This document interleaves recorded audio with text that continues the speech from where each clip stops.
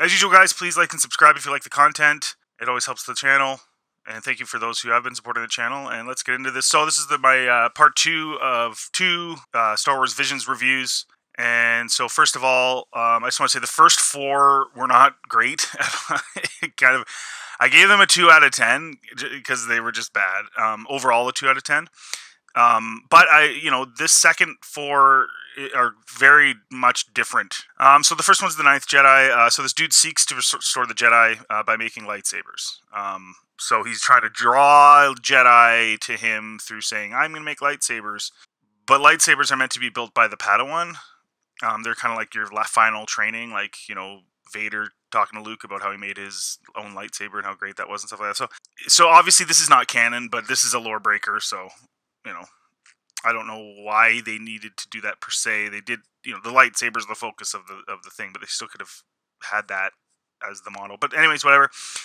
Then the narrator says that the Sith are trying to bring in a new era of Sith rule by destroying any remaining Jedi. But the narrator had just said that the Jedi are gone and Buddy is trying to restore them. So the galaxy should already be controlled by the Sith. And maybe it is. They don't 100% say, but it's just a little, the wordage is a little off there, but I mean, it's not a huge deal, but it's a little off for me. And then there's a bunch of masterless Jedi, and that's the part I don't get. Is this guy sends a message to all these what he believes are Jedi, but if the Jedi Order's done, there's no masters and no one's been trained, then there are no Jedi. There's Force sensitives, but there shouldn't be Jedi as far as existing lore. And again, I know this isn't canon, so that doesn't have to matter, although I think it still kind of does. I'm a Star Wars fan, right? Like, I'm not, it's just the way it is. Like, sorry, but watching stories that break the lore kind of bothers me. The other one that was kind of weird was the 8th Jedi appeared to be a droid, which of course would make absolutely no sense in the Star Wars universe. Maybe it's just a helmet, but his arms, he's a droid. So it's kind of, again, they're going down this road where they're trying to change Star Wars from what George made it. And I know this isn't canon, but that doesn't mean it won't be eventually. And, we saw some of those things with some of the things that we see in this with the sequel trilogy. So I'll get into some of that as well. So the Margrave is the guy that's looking for summoning all these, quote, Jedi. He has all the sabers built for the Force users. So there's like this saber smith, and he builds all these lightsabers. So again, they're taking it away from it's a Jedi known thing. They know how to build these things, and kind of making it so that just sort of anybody can do it. And maybe anybody always could. Maybe anybody always could. However, I don't know, if it's kind of your last, or one of the last things you do in your training, you would think it would be kind of a more exclusive club that could do this. But anyway, so this guy makes them. The other thing is the dad, the sabersmith tries to say, like, tries to basically say that the lightsaber has a relationship with the Jedi. That's, again, it's just it's kind of silly. It's their weapon. Yes, through the Force they can feel like it's an extension of their body, but the saber doesn't speak to them. They don't talk. It's a weapon. It's a tool, right? So it's, again, I know it's not canon, but it's just this the first half of the Ninth Jedi I thought was just sort of a lame concept. But so the other thing that was really funny is the girl, the daughter picks up the lightsaber, and 2 minutes later she's literally like amazing and like blocking blaster bolts and cutting through the guy and doing all this stuff, and you're just kind of like, what? You just picked up the saber? How are you doing this? And it reminds us all of someone who shall remain nameless from the sequel trilogy. And the other thing about that is that kind of contradicts what her dad had said, that the color and the length of the blade will come when she's stronger. I mean, if you're able to like take on Jedi hunting guys and the way she did it with that much skill and stuff, I feel like you should probably have a color. If that's the story, that the color comes when they get powerful. And the other thing is, when it does come on, she's fighting the Sith, but her dad said that she would need training. So she didn't get trained. She just fought a bunch of guys, and then all of a sudden, and it's strange. But, and I also wonder why the robot showed them was blue. I didn't really understand that. Whose was that? Like, the one guy lifted it up and it was blue, and that basically it became his, but Evan or Ethan or whatever his name is, the guy that first shows up in the story, but he hasn't been trained either. So again, that kind of goes against what the dad was saying. but he's already see. There's things like that whoever wrote it just didn't really care to address. They just wanted sort of a flashy, fun story, which whatever. Eventually, it's revealed that all the dudes, or a bunch of the guys, I guess 6 of them or something, that showed up at the thing were actually Sith, and so that was kind of a cool plot twist. They all turn on their lightsabers and they're all red. I mean, it breaks the lore that the lightsabers change color, but whatever. Like when the guys goes from red to purple as he's fighting, as he starts to feel sympathy, it's shown to everybody that he goes from red to purple. I mean, we've never seen that. Obviously, this isn't canon, I know, but it's just kind of silly in a way. Why wouldn't his lightsaber? I don't know. It's for what it is in its own story. I get it. There's some contradictory things within it, even with its own lore that's created. But I did like that plot twist, and that was pretty cool. Then they have a big fight, and so again, it breaks lore, but it is its own story. It's kind of a cool story in the end. It does contradict itself a couple times, though. I wish the writer would have addressed that. And then there's another thing, too. I don't get why, if the Margrave knew her his entire life, why didn't he just train her? And if he can't train her, then how's he supposed to restore the Order anyway? It's very much a sequel trilogy angle, right? Where you're just an amazing Jedi, just kind of like by default. So like a born superhero. Like even at the end of The Last Jedi, when that kid pulls the broomstick to his own. So how did he do that? Like Luke couldn't do that, right? Anakin couldn't do that until he was trained by a Jedi Master. These are things that I don't like about the sequel trilogy and where Disney's going. And so this as its own story, The Ninth Jedi is actually pretty good as its own story. But it's a reflection of where it seems sorry, there's probably a dog barking in the background. Where it seems Disney wants to go with this, where they're going to try and change, because they already did it with sequel trilogy, where they're making a huge deal about a lightsaber, right? They're creating fetishes with objects. They're making people extremely powerful in the Force with no connection really to a Jedi Master at all. They're doing so. This to me is a reflection of where Disney really wants to go. They want to change the lore of Star Wars that George created. So you're just kind of like a born superhero, basically. And for me, that's boring. Part of what made Star Wars compelling is you didn't know exactly how things were going to go. You didn't know that if someone was born with a high midichlorian count or Force sensitive, that they were going to end up where they should be. You know, we saw that with Anakin. He ended up turning dark and stuff. So, I don't know. I don't like the born superhero thing. I just don't like it. Anyway, the visuals were phenomenal. It's probably the best one of all of them. I like the floating temple resembling a lightsaber at the end. I think that was really cool. Overall, 6 out of 10. It was not bad.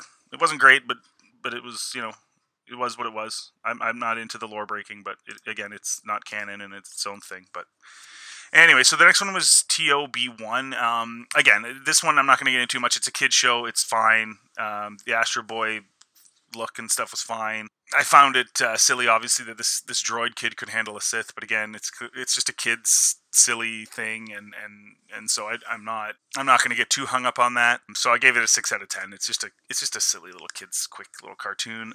The Elder, the pacing was really good. The background story was good. The action scenes were good. The kid surviving being slashed by a lightsaber across his midsection and then walking around all good. After that was dumb. I forget about whether it's canon or not. You just got sliced in half, basically, and you're just walking around. You don't even have any wound, basically. You just have this teeny little... That made absolutely no sense. And actually, it made the Elder less scary at the end, because you're like, well, this kid's still alive. Like, you didn't even finish him off. What the heck was he doing? The Elder disintegrating into a pile of horse poo was weird. It's just a really weird way to go about it. But this one was probably the best of all of them, I would say, or at least the top 7 that we've reviewed so far. I gave it a 7 out of 10. But that kid should not have survived that. That was very, very silly, and I have no idea what they were thinking with that one. Lop and Ocho. So the Empire's oppressing these bunny people, and I guess some other people as well, like normal-looking people on this planet. But this daughter heiress to this clan, who's, you know, anti-imperial, anti-empire clan, is going to go cut a deal with them behind her dad's back, who's the leader of her clan. Her dad wants to rebel against the Empire, and he doesn't want their oppression. Lop, the bunny girl, who's the adopted sister, is shocked to find out that her sister knows the Imperials, because she goes with her. Ocho, who's the heiress to this clan, couldn't stop her dad's rebellion, so she actually cuts off her braid and goes to the Imperials. This one actually, probably more than any of them, had very traditional Japanese themes, including that, the braid cutting. So the clan abandoned the dad. Lop finds out when she gets back, and then he passes on the saber that has been passed down in his family to Lop, who's adopted, which again is another thing that's very kind of Japanese, passing down the sword or whatever through families. But he does say that they trained each generation. He shows a bunch of series of pictures of this Jedi training the original person from his family to use the saber, and then he leaves to go find Ocho.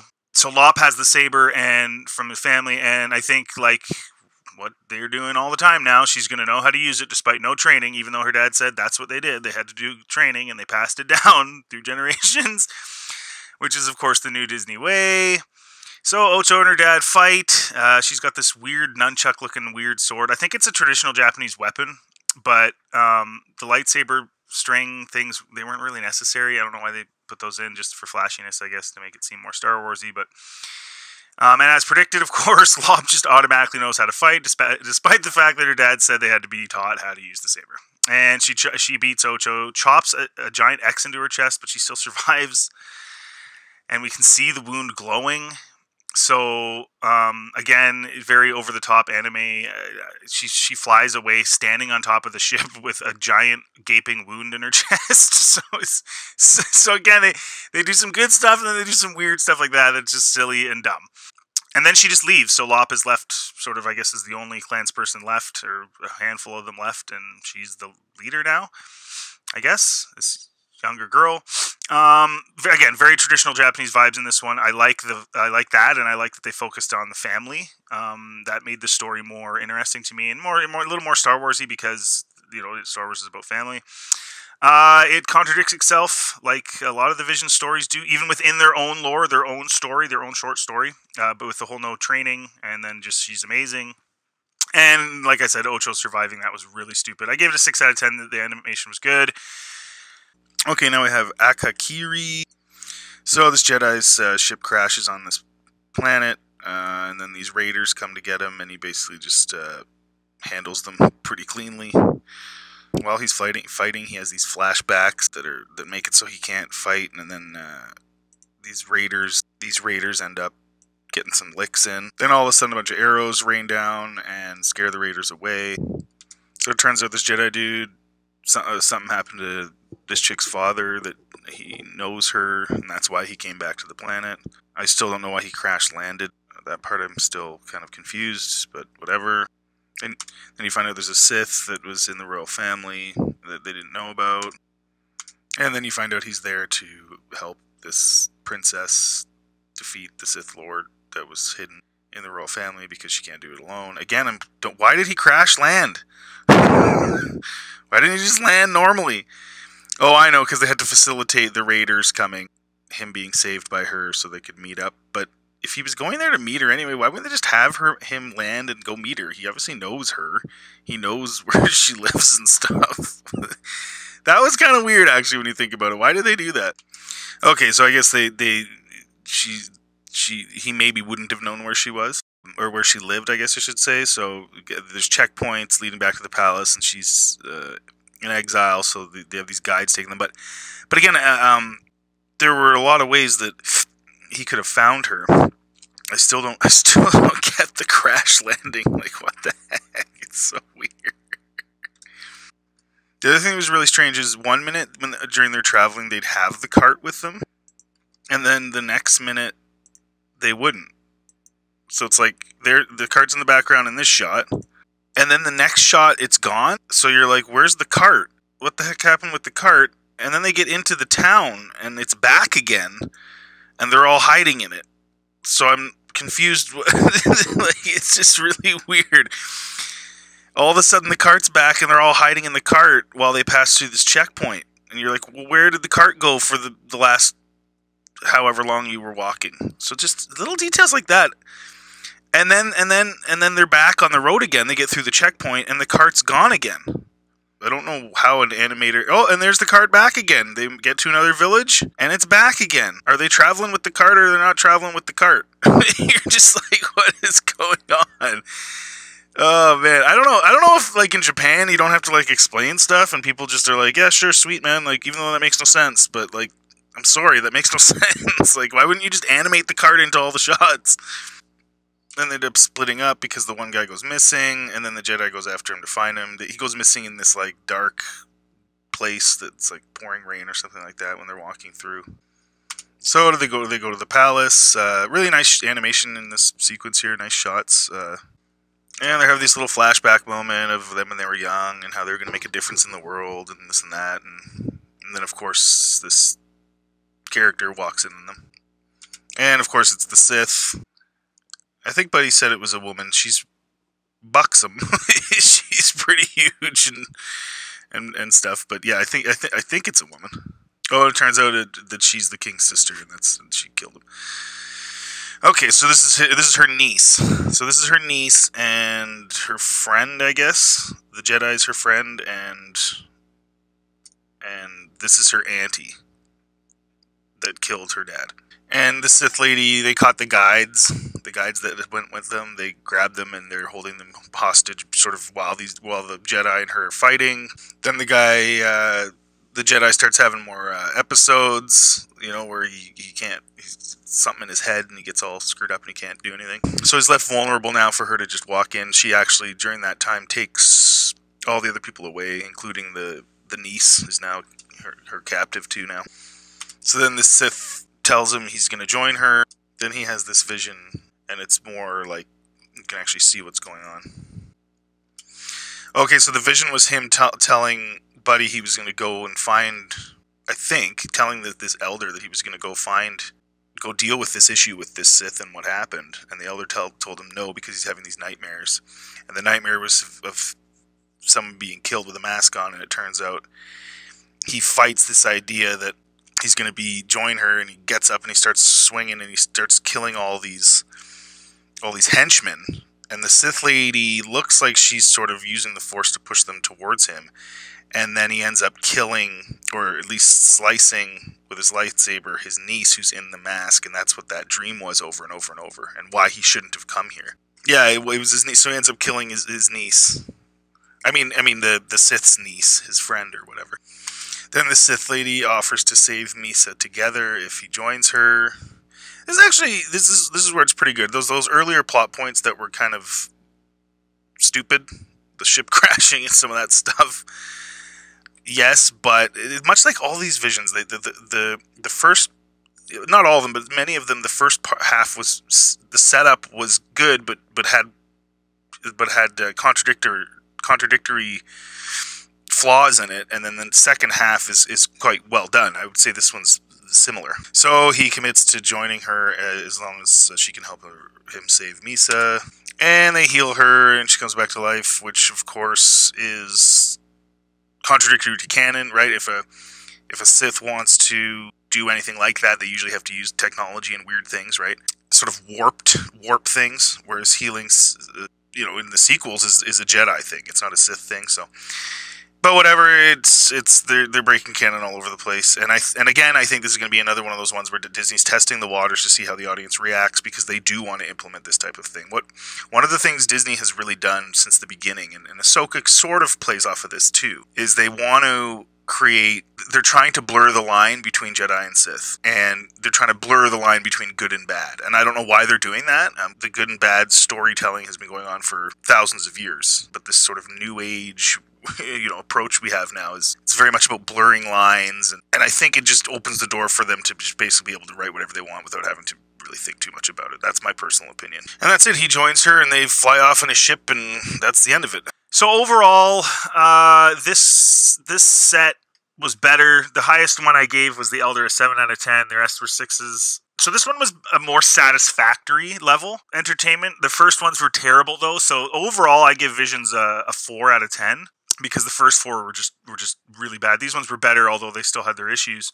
I think I'll just sum up the entire thing like this. It's not a great show. I think they're using it to test these new ideas. I think Disney's using it to test crazy ideas to see what the public says, and then they're hoping the public gets behind them so that they can put them in their movies, because they have to run on that, because they aren't writing compelling stories anymore, so they have to run on crazy ideas now. And that's my theory, that they're trying to use this show, and they're going to do it again, they said, to try and get a feel for the public if they'd accept things like lightsabers and guys interact with each other and actually communicate with each other, or people don't really need training, they're just amazing at everything, or lightsabers change color, and they change color depending on they're like a mood ring, lightsaber mood rings, and crazy contraption helicopter things. And I think that's what they're doing with this. I think they're letting these creators do what they want, and they're telling them to go over the top. They're telling them to go over the top, and they're seeing how the public reacts to see if they can implement those things in their crappy movies and stuff that aren't very good. And then finally, the final summation. My daughter walked in when I was watching this, and when I was watching the last one. And she's a 12-year-old girl, so she's the exact demographic that Kathleen Kennedy's trying to get into this, okay? And my daughter, as many young girls, isn't that interested in Star Wars. I'm not saying that there aren't young girls that are very interested. There are. There's lots, but I would say the majority of girls just don't really get into Star Wars. It's still a male-dominated IP, I would say. Despite all this desperation they're trying, like even in Visions, there's a lot of young female characters. Anyway, so she walks in the room, and this is what she said. And I quote, "If I saw someone watching this, I would think it's some weird Looney Tunes thing, not Star Wars." Thanks for watching, guys. Have a good day.